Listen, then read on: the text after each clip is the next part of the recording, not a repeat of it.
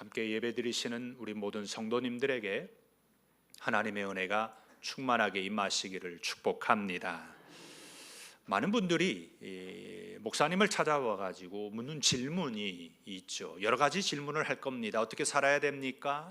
라고 묻기도 하고, 믿음 생활은 어떻게 해야 될까요? 묻기도 하지요. 하지만 많은 질문 중에 한 질문이 있는데, 그것이 뭐냐면 목사님, 저에게는 왜 기적이 일어나지 않을까요? 이 질문이 가장 많은 질문 중에 하나의 질문이라고 합니다. 성도님들도 그러신가요? 목사님, 다른 사람들은 뭔가 기적이 일어나는 것 같은데 왜 나에게는 기적이 없는 것 같지요? 이런 생각이 드신가요? 호주 신학자로 또 선교 공동체를 맡고 있는 마이클 프로스트 목사는 이 질문에 대해서 자신의 저서에서 이렇게 이야기를 합니다. 얼마든지 하나님의 권능으로 초자연적인 기적이 지금도 일어날 수 있다고 믿습니다. 하지만 그런 것들만 추구하다 보면 더 많은 은혜를 놓치게 됩니다. 아름다운 예술 작품에서 하나님을 발견할 수 없을까요? 넓은 모래사장에서 굽이치는 파도에서 하나님을 느낄 수 없을까요? 해맑은 아이들의 눈동자 속에서 하나님의 기적이 느껴지지 않으신가요? 길가에 핀 장미 한 송이, 가까운 친구와의 대화, 가족과의 친밀한 사랑 고백을 통해서도 우리는 하나님의 놀라운 은혜를 느낄 수가 있습니다. 세상에 충만한 하나님의 은혜를 바라볼 수 있는 진짜 눈을 여는 것이 기적의 체험보다 더 중요합니다. 이렇게 이야기하고 있습니다. 그러니까 기적이 성도님들에게 일어나지 않고 있는 것이 아니라 지금도 우리의 삶 가운데 기적이 일어나고 있다라는 거죠. 하나님의 은혜가 매일매일의 삶 속에 있기 때문입니다. 이것을 우리는 볼 수 있는 눈이 있어야 합니다. 하나님이 나에게 지금 기적을 베푸고 있구나. 우리의 일상생활 속에서 우리가 이걸 깨달아야 되는 거죠. 일상이라고 하는 단어를요, 사전을 찾아보면 이렇게 정의합니다. 매번 반복되는 보통의 일, 이렇게 정의를 해요. 우리가 즐겨 부르는 찬양 가운데 일상이라고 하는 찬양곡이 있습니다. 그 가사가 이렇습니다. 나를 보내사 서게 하신 곳, 가장 귀한 곳이 바로 이곳이라. 내게 주신 곳 광야와 같아도 믿음과 소망 가지고 최선을 다하리. 나의 작은 삶 주께 드릴 때 나의 삶을 통해 주 영광 받으리. 내게 맡기신 가장 귀한 이곳 감사와 순종으로 오늘을 살리라.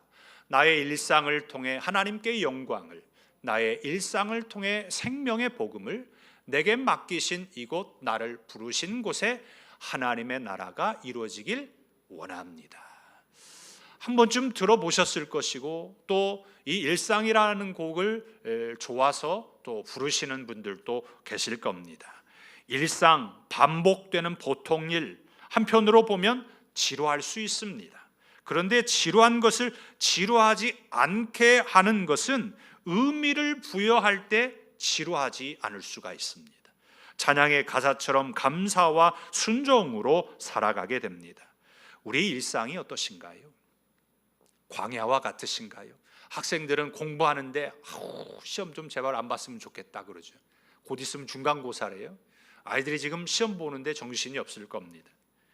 그렇지만 하나님이 보내신 곳이고 가장 귀한 곳이 일상입니다. 생각해 보세요. 일상이 무너지면 어떻게 되겠어요? 큰일 나는 거죠. 요즘 일상이 무너지고 있지 않습니까? 전쟁으로 인하여서 고유가 시대가 되고 어느 곳에 평화가 깨지고 일상이 무너진 사람들이 얼마나 많이 있는지 모릅니다. 그래서 일상이 중요합니다. 우리 일상은 지금 어떤 상태이신가요? 하나님의 나라가 이루어지고 있습니까? 하나님의 나라가 이루어지지 않고 있습니까?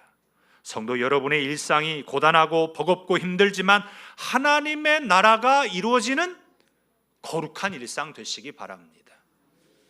우리 학생 친구들에게도 때로 시험이 버거워도 그 시험이 여러분들에게 거룩한 일상이 되면 좋겠습니다. 우리가 읽은 성경 말씀은 초대교회 성도들의 일상을 이야기하고 있습니다. 초대교회 성도는 어떻게 살았는지를 간략히 오늘 본문에서 이야기하고 있지만 충분히 우리가 이해할 수가 있습니다. 초대교회 성도들의 일상은 한마디로 말하면 거룩한 일상이다, 이렇게 말할 수 있습니다. 어떻게 핍박과 환난 속에서 거룩한 일상이 될 수 있을까요? 그리고 오늘 우리가 살아가는 우리의 삶 속에서 어떻게 거룩한 일상을 살아갈 수 있을까요? 내가 살아가는 일상은 어때야 될까요? 거룩한 일상이 되기 위해서는 힘써야 합니다. 그냥 매번 반복되는 일, 지루한 일, 그것이 아니라는 거죠. 초대교회 성도들의 삶이 거룩한 일상이 될 수 있었던 것은 하루하루를 보통의 일이었지만 힘쓰면서 살았어요. 대충 설렁설렁 살지 않았다라는 겁니다. 왜 군인들이 국방부 시기가 돌아간다고 하면서 그냥 대충 어쨌든 시간이요 지나가라 이런다고 하지 않습니까? 우리는 그렇게 살면 안 됩니다. 힘써야 합니다. 어디에 힘을 써야 할까요? 힘을 쓸 때도요, 써야 할 곳에 힘을 써야 되지 쓰지 말아야 할 곳에 힘을 쓰게 되면 최악의 일상이 되고 맙니다. 초대교회 성도들이 힘쓴 것은 크게 네 가지였어요. 오늘 42절에 이렇게 말씀합니다. 그들이 사도의 가르침을 받아 서로 교제하고 떡을 떼며 오로지 기도하기를 힘쓰니라. 네 가지가 뭐예요? 가르침을 받았다라는 거예요. 그 다음에 서로 교제했다라는 거예요. 그리고 서로 떡을 뗐습니다. 마지막에 뭐예요? 기도하기를 힘썼습니다. 힘쓴다라고 하는 이 단어는 계속해서 전념한다라는 거예요. 그냥 한 번쯤 하고 멈추는 것이 아닙니다. 이 단어는 기도에만 해당되는 것이 아니라 앞에 있는 이 네 가지를 다 포함하고 있습니다. 어떤 어려움과 방해가 있어도 지속적으로 일상 속에서 쉬지 않고 반복되는 신실함, 힘썼다라는 거죠. 사도들의 가르침을 일시적인 것이 아니라 계속해서 받았어요. 사도들에게 가르침을 받았다고 했는데 이 가르침이라고 하는 것은 헬라어로 디다케라는 말입니다. 무슨 가르침을 받았을까요? 가르침의 핵심은 복음입니다. 사도들은 자신의 생각, 그 당시 어떤 철학을 가르친 것이 아니었어요. 복음을 가르쳤습니다. 오늘 교회에 가르치는 것도 핵심이 복음입니다. 성도 여러분들도 가르침을 받아야 합니다.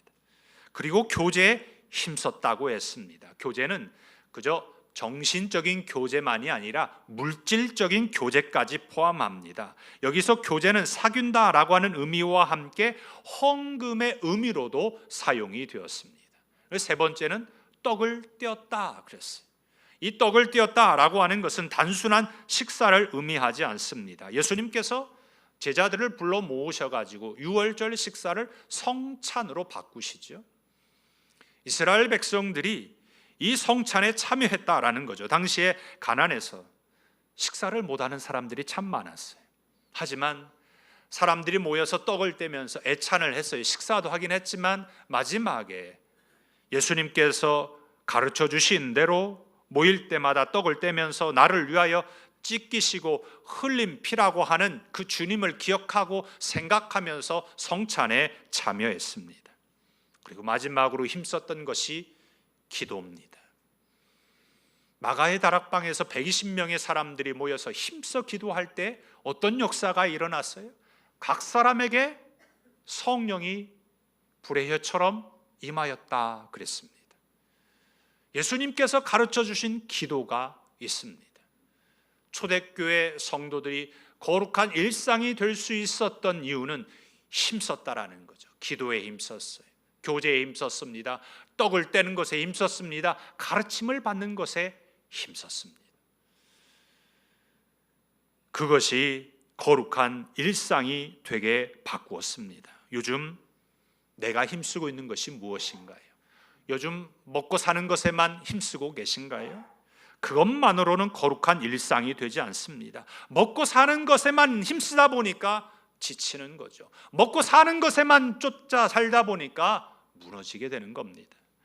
복음의 가르침을 받고 믿음의 교제를 나누고 함께 식탁의 공동체를 나누면서 기도에 힘써야 하지 않겠습니까? 그래야 거룩한 일상이 됩니다. 나의 일상이 거룩한 일상이 되도록 어디에 힘써야 하는지 깨달으셔서 세상 일에만 힘쓰지 마시고 그리스도인으로서 거룩한 일상에 힘쓰셔서 지친 삶이 힘을 얻으시기를 바랍니다. 거룩한 힘이 성도님들의 일상 가운데 임하시기를 축복합니다. 나에게 부족한 것이 무엇인지를 보시고 힘써야 할 곳에 힘을 쓰셔서 거룩한 일상으로 변화되시기를 예수님의 이름으로 축복합니다. 내가 살아가야 하는 그 일상은요, 거룩한 일상이 되어야 되는데 힘써야 될 곳에 힘을 써야 합니다. 그리고 두 번째는요, 서로 함께 해야 합니다. 성경을 읽으면서 부럽기도 하고요, 어떻게 이럴 수 있을까라고 생각이 들게 하는 것이 있다면 초대교회 공동체 모습입니다. 요즘 우리의 생각으로는요, 이것이 잘 받아들여지지가 않죠. 하지만 초대교회뿐만 아니라 많은 공동체들이 이 초대교회 모습이 있습니다. 수도원이 그러잖아요. 공동체 생활을 하지 않습니까? 이스라엘 옛날에 키부츠라고 해가지고 공동체 생활을 했습니다. 사실 초대교회가 있기 전에요, 이스라엘 안에는 에세네파라고 하는 공동체가 있었습니다. 광야에서 공동생활을 하면서 메시아를 기다렸어요. 엄격한 구율과 헌신으로 공동체의 삶을 전념하고 또 거룩한 삶을 추구했습니다. 그래서 이 에세네파가 충분히 초대교회에 영향을 주었을 겁니다. 그리고요, 이스라엘 자체가요, 유대인 자체가요, 공동체였어요. 그래서 예수님을 주로 믿으려고 할 때에 사람들이 못 믿었던 이유가 하나 있었어요. 뭐냐면 그 공동체에서 출교를 당할까 봐 두려워가지고 예수님을 주로 처음에 시인하지 못했던 것을 우리가 알 수 있습니다. 그만큼 공동체 생활을 했다라는 거죠. 그래서 초대교회가 물건을 서로 통용할 수 있었던 겁니다. 그리고 더 나아가서 재산과 소유를 팔아 필요한 사람에 따라 나눌 수 있었습니다. 45절에 이렇게 말씀해요. 또 재산과 소유를 팔아 각 사람의 필요를 따라 나눠주며 그랬습니다. 이 모든 것은요, 44절에 믿는 사람이 다 함께 있어 그랬어요. 함께 할 때 할 수 있는 겁니다. 거룩한 일상은요, 혼자 있을 때도 할 수 있겠죠. 하지만 시너지, 상승 효과를 내려면 혼자가 아니라 둘이 훨씬 나은 거죠. 둘보다는 셋이 훨씬 더 나은 것입니다. 그래서 세겹줄은 쉽게 끊어지지 않는다라고 하죠. 전도서 4장 12절에 이렇게 말씀합니다. 한 사람이면 패하겠거니와 두 사람이면 맞설 수 있나니 세겹줄은 쉽게 끊어지지 아니하느니라. 혼자는 약해요. 하지만 두 사람이면 맞설 수 있습니다. 그래서 함께함이 거룩한 일상이 됩니다. 우리가 함께 거룩한 일상을 살아가시기를 바랍니다. 초대교회 성도들이 함께 할 수 있었던 이유가 있어요. 그것이 뭐냐면 마음을 같이 했습니다. 오늘 46절에 이렇게 말씀합니다. 날마다 마음을 같이하여 성전에 모이기를 힘쓰고 집에서 떡을 떼며 기쁨과 순전한 마음으로 음식을 먹고 그랬어요. 마음을 같이 하긴 했는데 어떻게 같이 했어요? 날마다 같이 했다고 그랬어요. 날마다 성전에 모이기를 힘썼습니다. 이것이 거룩한 일상이 된 거죠. 세상의 일상은 어떤 일상일까요? 어제의 아군이요, 오늘의 적군이 되는 일상이에요. 오늘의 적군이 또 내일의 아군이 되는 일상입니다. 세상의 일상은 이래요. 서로 마음이요, 금방 세 갈래 네 갈래로 갈라져 버립니다. 그런데 초대교회 성도들이 마음을 날마다 같이 했어요. 이렇게 마음을 날마다 같이 할 수 있었던 이유가 또 있어요. 그 마음이 어떤 마음이었어요? 순전했다 그래요. 그 마음에 사심이 있지 않았습니다. 나쁜 마음이 있지 않았어요. 순전한 마음으로 날마다 모일 수가 있었습니다. 그래서 이 모습이 어떻게 나타나냐면 집에서 떡을 떼었어요. 세번역 성경으로 보면요, 집집이 돌아가면서 빵을 떼며 이렇게 말씀해요. 함께 한다라고 하는 건요, 어느 누구에게요 편중해서 나타나는 것이 아닙니다. 집집이 서로 돌아가면서 함께 떡을 떼었다라는 것입니다. 순전한 마음으로 함께 모여 마음을 같이 한 거죠. 이것이 거룩한 일상이 되게 했습니다.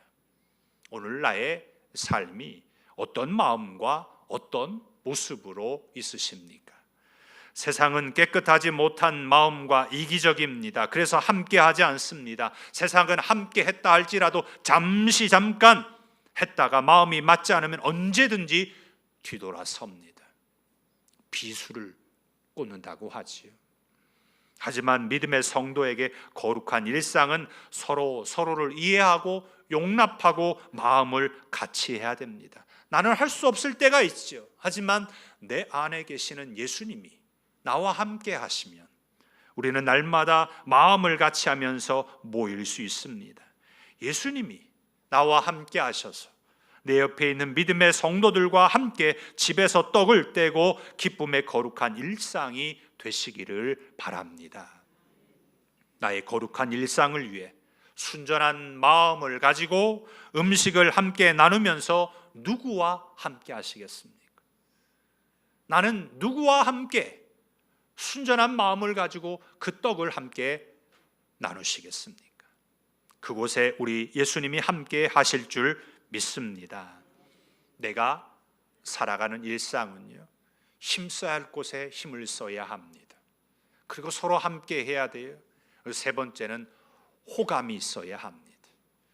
그렇게 거룩한 일상이 되면 우리 안에서 호감이 나타나게 됩니다.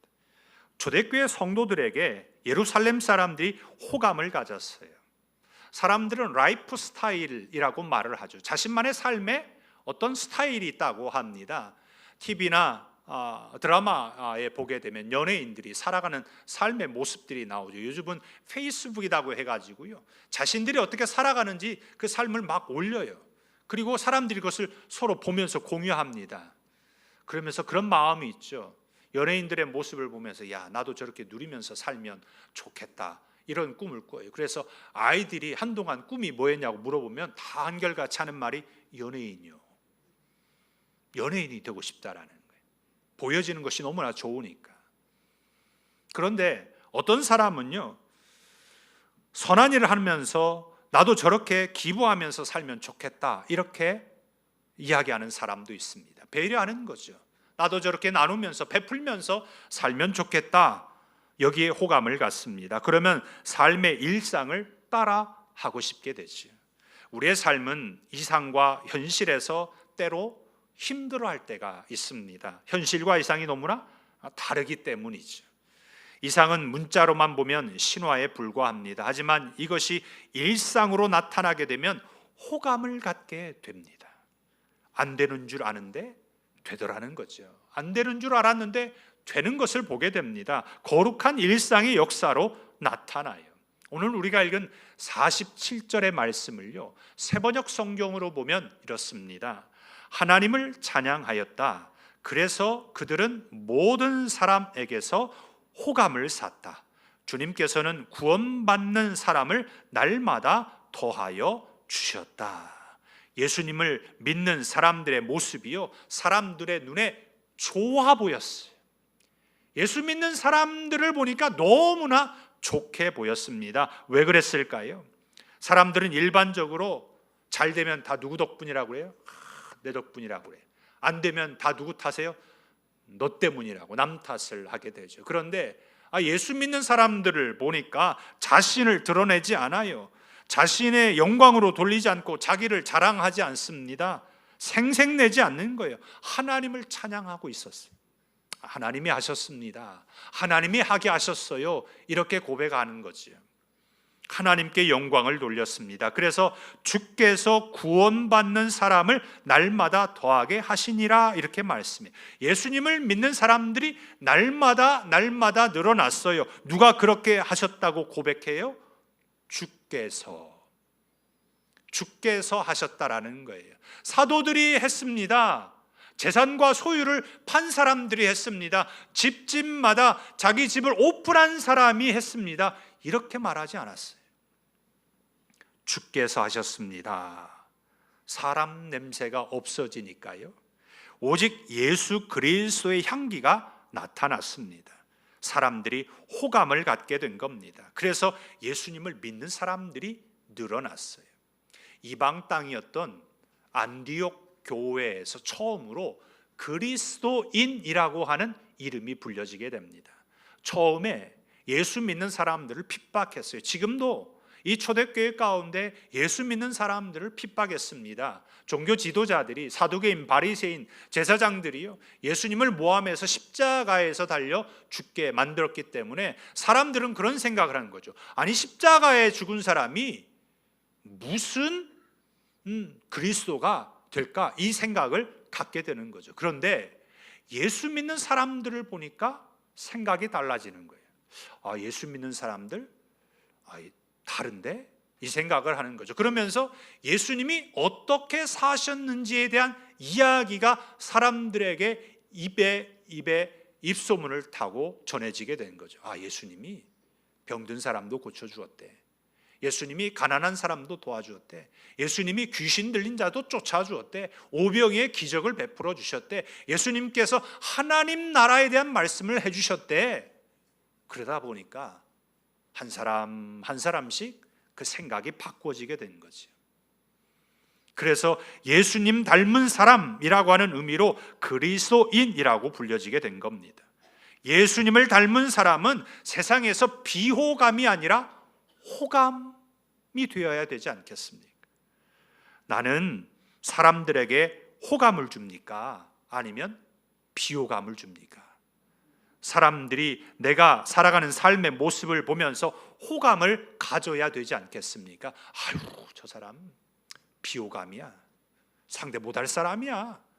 그러면 어떻게 되겠습니까? 나는 예수님 닮지 않고 거룩한 일상을 살고 있지 않는 것이지요. 세상에 비율을 맞추는 것은 아니지만 우리가 거룩한 일상의 삶으로 세상에서 빛과 소금으로 우리가 살아간다면 세상은 우리에게 호감을 갖게 됩니다. 옆에 계신 성도님들을 보시면서 한번 우리 이렇게 인사해 보시겠습니다. 성도님을 배우니 호감이 갑니다. 성도님을 보니까 호감이 생겼습니다. 비호감입니까? 호감이십니까? 옆에 계신 분이 정말 성도님을 보니까 정말 호감이 갑니다. 나도 그렇게 살면 좋겠습니다. 이래야 되지 않겠습니까? 나의 얼굴과 삶의 모습이 세상 사람들이 반할 만한 거룩한 일상이 되시기를 축복합니다. 말씀을 맺고자 합니다. 기적은요, 지금도 일어나고 있습니다. 기적은 지금도 우리 일상에서, 나의 삶 속에서 일어나고 있습니다. 멀리 있는 것이 아닙니다. 초대교회 성도들의 거룩한 신앙은 특별한 공간에서만 이루어진 것이 아닙니다. 초대교회 성도들은 거룩한 일상을 통하여서 저들의 삶이 하나님께 영광으로 드러났습니다. 우리의 신앙이 때로 특별한 시간과 공간 속에 갇히는 경우가 있습니다. 주일이라고 하는 시간과 예배당이라고 하는 공간에 갇혀요. 그리고 평일이라고 하는 시간과 일상이라고 하는 공간에서는 하나님의 손길이 닿지 않는 것처럼 생각이 듭니다. 하지만 초대교회 성도들은 일상을 거룩하게 바꾸었습니다. 그것은 가르침과 교제와 떡을 떼는 식탁의 교제와 함께 기도하는 것에 힘썼습니다. 날마다 마음을 같이 하면서 순전한 마음으로 함께 했습니다. 그리고 예수님을 믿지 않는 사람들에게 호감을 주었습니다. 오늘 나의 일상은 어떠신가요? 오늘 우리의 일상은 어떠한 모습이십니까? 평범한 일상에 하나님의 말씀의 의미를 부여하셔서 거룩한 일상으로 바꿔지시기를 바랍니다. 그래서 오늘 우리의 일상도 거룩한 일상이 되시고 기적이 일어나는 것을 보시는 믿음의 성도들이 되시기를 예수님의 이름으로 축복합니다. 기도하겠습니다.